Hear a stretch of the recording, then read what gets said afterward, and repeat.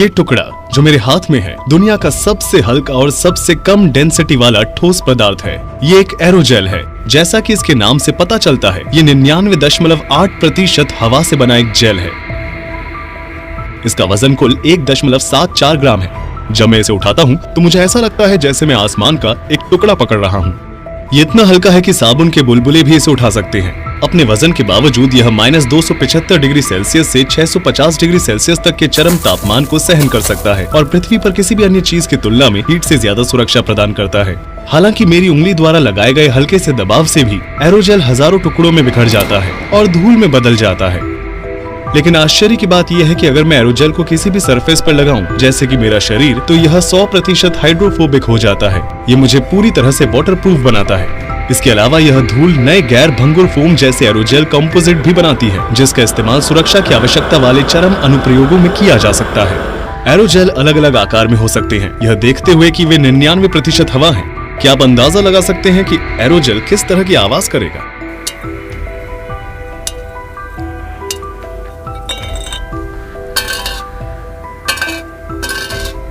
ये खाली कैन के स्टील की सतह पर गिरने जैसा है, बहुत मेटल जैसी।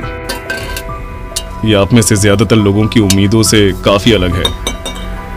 मैं ओरेगन की सोलर कोर फैसिलिटी में हूँ और मैं एरोजेल के अविश्वसनीय गुणों को परखने और इसके बारे में और जानने के लिए प्रयोग करने जा रहा हूँ। तो एरोजेल असल में एक अद्भुत पदार्थ है।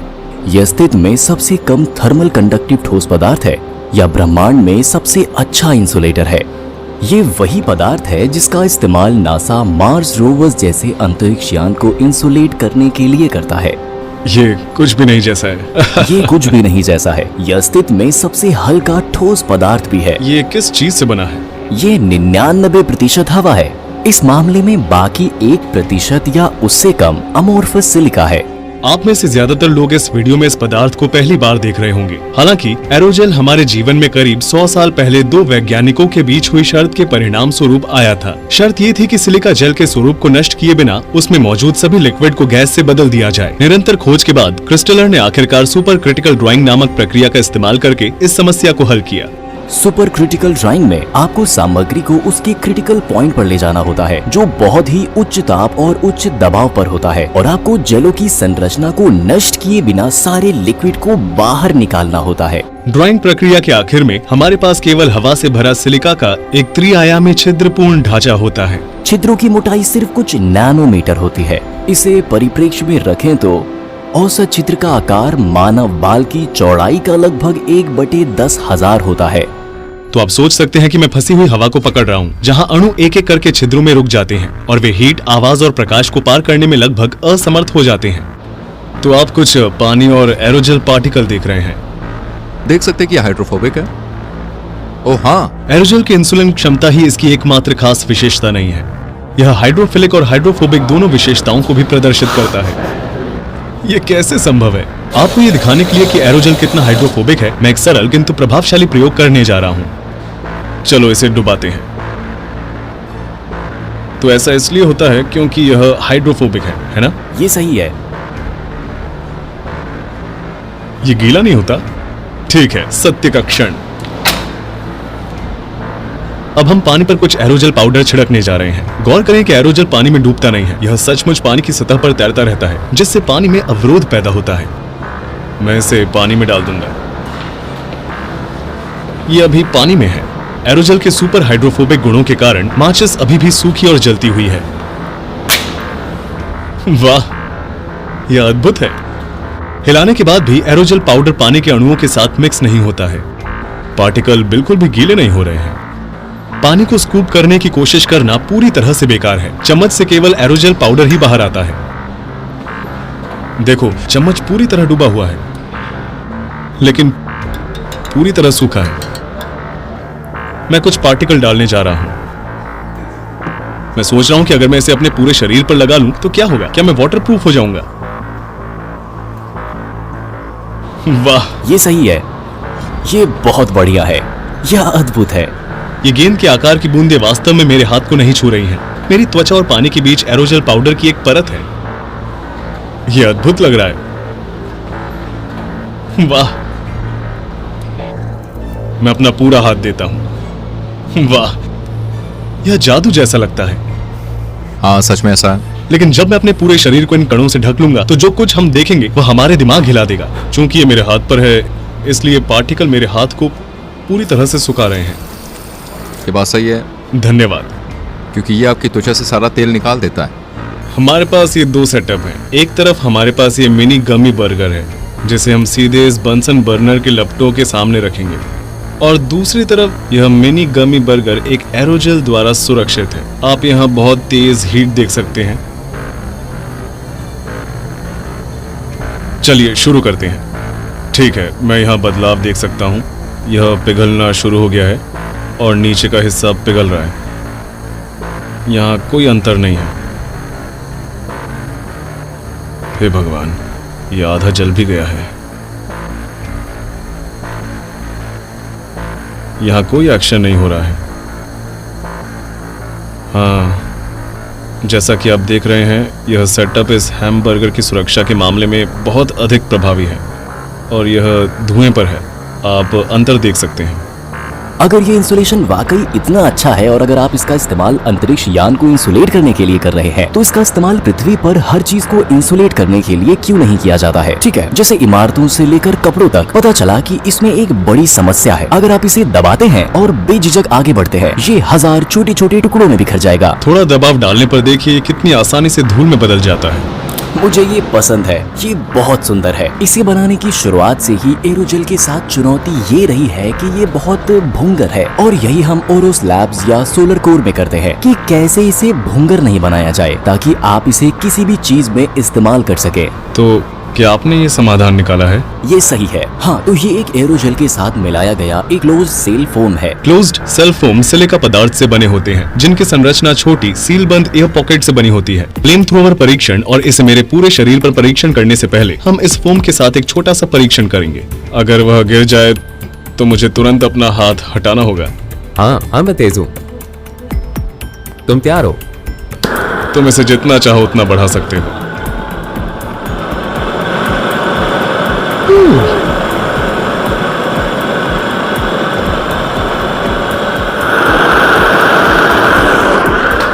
तो तुम इस पर प्रभाव देख रहे हो। यहाँ हीट नहीं है, मैं जितना चाहूं छू सकता हूं। यहाँ हीट नहीं है, ये हीट नहीं रखता। लेकिन ये तो गर्म है, ये पिघल गया। देखो, इसका आकार देखो। क्या तुम्हें यकीन है? मेरी ढाल वास्तव में बिल्कुल इसी कंबल से बनी है। ये इतनी मोटी है, ये मेरी उंगली से भी पतली है। ये फ्लेम थ्रोवर है। हाँ, इस हथियार से निकलने वाली लौ कितनी बड़ी है? लगभग 2 मीटर। तो ढाल की मोटाई लगभग 5 मिलीमीटर है। ढांचा बहुत बड़ा दिखता है, लेकिन अगर आप ढाल को देखें तो ये बहुत पतली है। क्या हम इसे इसकी लिमिट तक बढ़ा सकते हैं? हम एरोजेल शील्ड का परीक्षण उसे प्रोपेन गैस के अधिकतम तापमान तक गर्म करके करेंगे। तुम तैयार हो? मैं तैयार हूं। वाह, वाह,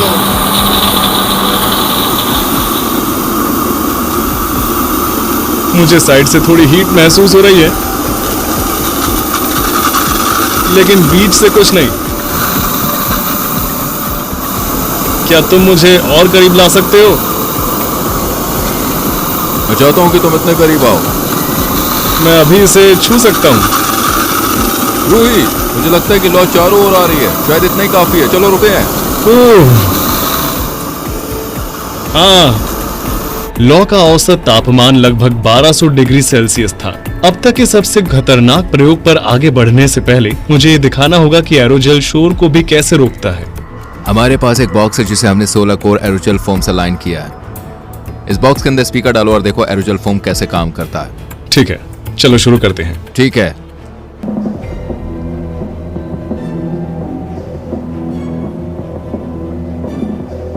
तो रीडिंग लगभग 75 है। हाँ,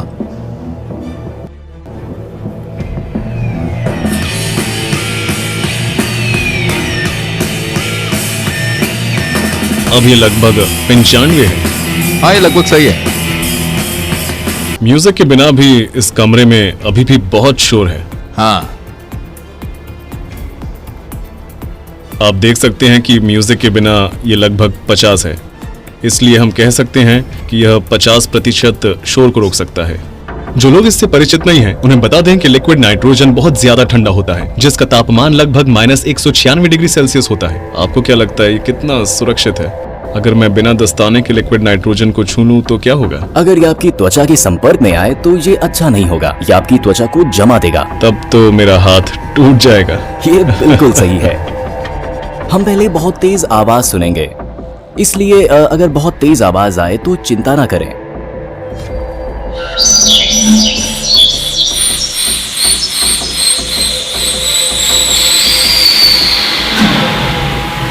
अपने एरोजेल इंसुलेटेड जैकेट के साथ खुद पर लिक्विड नाइट्रोजन का प्रयोग करने से पहले आइए तुलना के लिए देखें कि ये लिक्विड नाइट्रोजन किसी ऐसी चीज के साथ क्या कर सकती है जो एरोजेल द्वारा सुरक्षित नहीं है।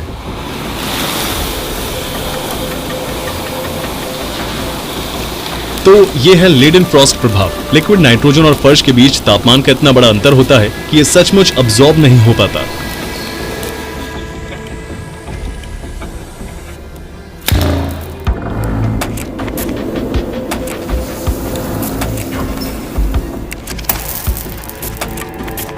सूची में हमारा अगला आइटम अजमोद का एक गुच्छा, लेकिन इस बार इसे पानी में डुबाने के बजाय हम सीधे इस पर लिक्विड नाइट्रोजन का छिड़काव करेंगे।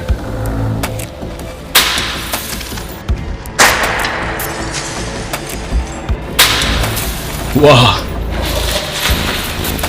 तो मैं इसमें इसे डुबाने जा रहा हूं। अब हम देखेंगे कि लिक्विड नाइट्रोजन एक मोटी और सघन वस्तु के साथ क्या कर सकता है। ठीक है, चलो इसे छोड़ देते हैं। 1 2 3।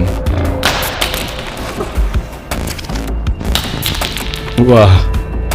इसे अपने ऊपर आजमाने से पहले मैं चिकन के एक टुकड़े को कुछ मिनटों के लिए लिक्विड नाइट्रोजन में रखूंगा ताकि देख सकूं कि असली मांस और हड्डी पर इसका क्या असर होता है। और हम देखेंगे कि इस चिकन के साथ क्या होता है। वाह!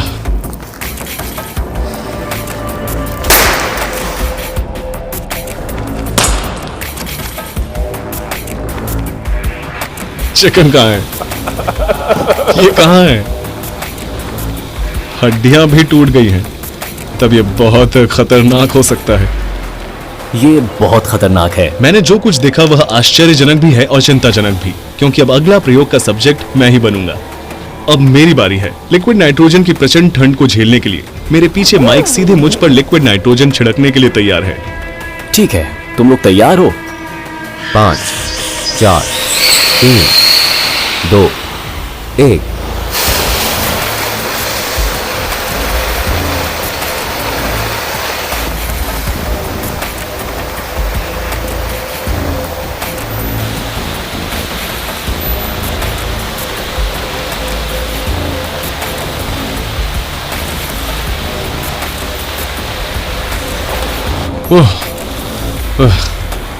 ये अद्भुत है। मुझे ये महसूस नहीं हुआ, सिर्फ मेरी पैंट पर, क्योंकि कुछ बूंदें मेरी पैंट पर आ गई, लेकिन कोई बात नहीं। लेकिन मेरे ऊपरी शरीर पर मुझे कुछ भी महसूस नहीं हुआ। अद्भुत। इस प्रोडक्ट में सोलर कोर फोम का इस्तेमाल किया गया है, जो हमारा प्रोप्राइटरी प्रोडक्ट है। ये दुनिया का पहला लचीला और टिकाऊ एरोजेल कंपोजिट है। तो ये सिलिका एरोजेल और बंद सेल फोम का संयोजन है, जिसके साथ हमने आज बहुत समय बिताया है। हाँ। तो आपको एरोजेल का अद्भुत थर्मल प्रदर्शन मिलता है। यही कारण है कि ये जैकेट में इतना अच्छा काम करता है। लेकिन आपको बंद सेल फोम का लचीलापन और टिकाऊपन मिलता है, क्योंकि याद रखें कि यही कारण है कि एरोजेल को अतीत में इतना संघर्ष करना पड़ा। ये बहुत भंग कर रहा है। हाँ। तो हमने एक तरीका ढूंढा, एक ऐसा तरीका पेटेंट किया जिससे एरोजेल को सुपर लचीला और सुपर टिकाऊ बनाया जा सके। हाँ, और ये हमारे दैनिक जीवन में उपयोगी और काम लाने योग्य है। ये बिल्कुल सही है। हम ट्रिलियम झील के पास हैं। जैसा कि आप देख रहे हैं, ये बर्फ पूरी झील को ढक रही है। मैं अपने शरीर पर एरोजेल के पार्टिकल लगाने जा रहा हूँ और पानी में उतरकर साफ और सूखा रहूंगा। तो कोई स्वास्थ्य समस्या नहीं? नहीं। ठीक है, आज ठीक लग रहा है? हाँ। आप पहले भी ठंडे पानी में रह चुके हैं?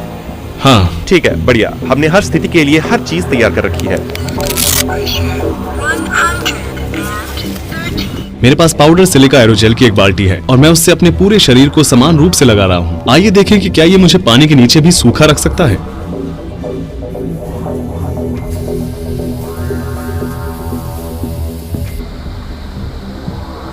मैं अब अपना शरीर पूरी तरह से पानी में डुबो रहा हूं।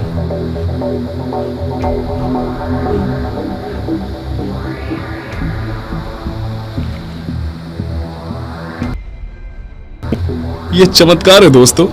ये पार्टिकल मेरी त्वचा पर आने वाले पानी को रोक रहे हैं। अभी कुछ भी नहीं, कुछ नहीं। मेरा पैर देखो, ये काफी समय से पानी में है और ये सूखा है। मेरे पैर पर बूंदे हैं। मैंने अपने पैर से हटा दूंगा। मुझे ठंड भी नहीं लग रही है। मुझे तौलिए की भी जरूरत नहीं है। आज हम जो एरोजेल इस्तेमाल करते हैं वो 100% सिलिका एरोजेल है, जो ऊपर पट्टी में सबसे ज्यादा पाई जाने वाली खनिजों में से एक है। हम बचे हुए एरोजेल कणों को निकाल रहे हैं ताकि ये सुनिश्चित हो सके कि पारिस्थितिकी तंत्र को कोई नुकसान न पहुंचाए। पानी थोड़ा डार्क था और हम नहीं देख पा रहे थे कि मेरा शरीर पानी के अंदर कैसा दिखता है। इसलिए अब हम पूल में जाएंगे और देखेंगे कि पानी के अंदर ये असल में कैसा दिखता है। एरोजेल के पार्टिकल एक पतली ग्रे परत बनाते हैं क्योंकि वे मेरे शरीर पर छोटे छोटे हवा के बुलबुले फंसाते हैं। ये हवा के बुलबुले आसमान की रोशनी को रिफ्लेक्ट करते हैं, जिससे मेरी त्वचा चमकदार चांदी जैसी दिखाई देती है। आप देख सकते हैं कि इनमें से कुछ हवा के बुलबुले में निकलकर पानी की सतह पर आ जाते हैं।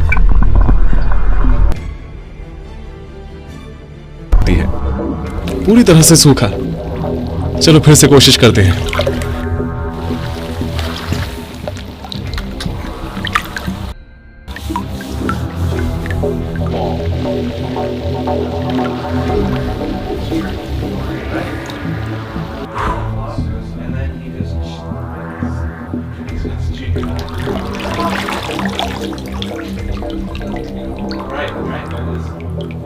अभी बहुत बारिश हो रही है लेकिन मैं भीगता नहीं। मैं शायद एकमात्र व्यक्ति हूं जो बारिश में पूरी तरह से हाइड्रोफोबिक एरोजेल कणों से ढका हुआ हूं।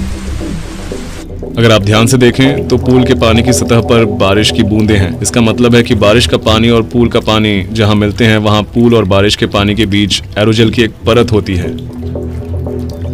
मैं इस पर थोड़ा एरोजेल लगाने जा रहा हूं।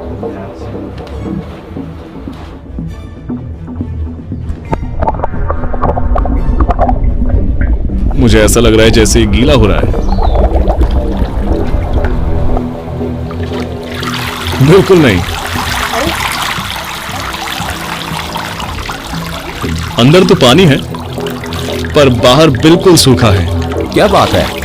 ऐसा लग रहा है जैसे मैं पानी की बोतल पकड़े हुए हूं। मैंने अपने शरीर पर जो एरोजेल पाउडर लगाया था वो हाइड्रोफोबिक था, लेकिन यह हाइड्रोफिलिक है। देखिए क्या होता है जब मैं इस एरोजेल पर पानी डालता हूं। ये पूरी तरह से बेकार है। इससे होने वाले नुकसान को ठीक करना असंभव है। बनावट का एहसास बहुत अलग है। इसे एक छोटे स्पंज की तरह समझें। यह अपने वजन से 25 गुना ज्यादा पानी अब्सॉर्ब कर सकता है। चूंकि इस प्रकार के एरोजेल हवा से नमी को अब्सॉर्ब कर सकते हैं, इसलिए इनका इस्तेमाल म्यूजियम में कलाकृतियों की सुरक्षा के लिए या दवाओं की नमी के संपर्क में लाए बिना सुरक्षित रूप से स्टोर करने के लिए किया जाता है। आखिरी बात यह है कि एरोजेल के नैनोपोर विजिबल लाइट से भी बहुत छोटे होते हैं। विजिबल लाइट की रेंज 380 नैनोमीटर से 750 नैनोमीटर तक होती है, जबकि एरोजेल के छिद्र केवल 20 से 40 नैनोमीटर चौड़े होते हैं। कम वेवलेंथ वाले पार्टिकल नीले, बैगनी, यूवी लाइट एरोजेल से टकराने पर बिखर जाते हैं और यही कारण है कि एरोजेल नीला दिखाई देता है। ठीक उसी कारण से आकाश नीला दिखाई देता है। इसे रिले स्कैटरिंग कहते हैं। जब हम एरोजेल को यूवी लाइट के संपर्क में लाते हैं, जिसकी वेवलेंथ सबसे छोटी होती है, तो यह लाइट को बेहतर ढंग से बिखेर देता है, जिससे एरोजेल अपारदर्शी दिखाई देता है। अब जब हम इंफ्रारेड लाइट पर स्विच करते हैं, जिसकी लाइट सबसे लंबी होती है, यह एरोजेल से होकर गुजरती है, जिससे ये पूरी तरह से पारदर्शी दिखाई देता है। आइए देखें कि जब हम एरोजेल को सीधे दिन के उजाले में रखते हैं तो क्या होता है। यह पीला होता है। जब मैं इसे आसमान की ओर उठाता हूँ तो यह पीला दिखाई देता है, क्योंकि यह सूर्य के प्रकाश की लंबी वेवलेंथ जैसे कि पीली और लाल को अधिक आसानी से गुजरने देता है, खासकर तेज धूप में। यह घटना उसी तरह की है जिस तरह दिन के समय आसमान नीला दिखाई देता है और सूर्योदय और सूर्यास्त के समय रंग बदलता है। हमारे इस डॉक्यूमेंट्री को देखने के लिए धन्यवाद। और आपको ये वीडियो कैसी लगी कमेंट बॉक्स में जरूर साझा करें। ऐसे ही और नॉलेजफुल वीडियो देखने के लिए हमारे इस चैनल को जरूर से सब्सक्राइब कर लें।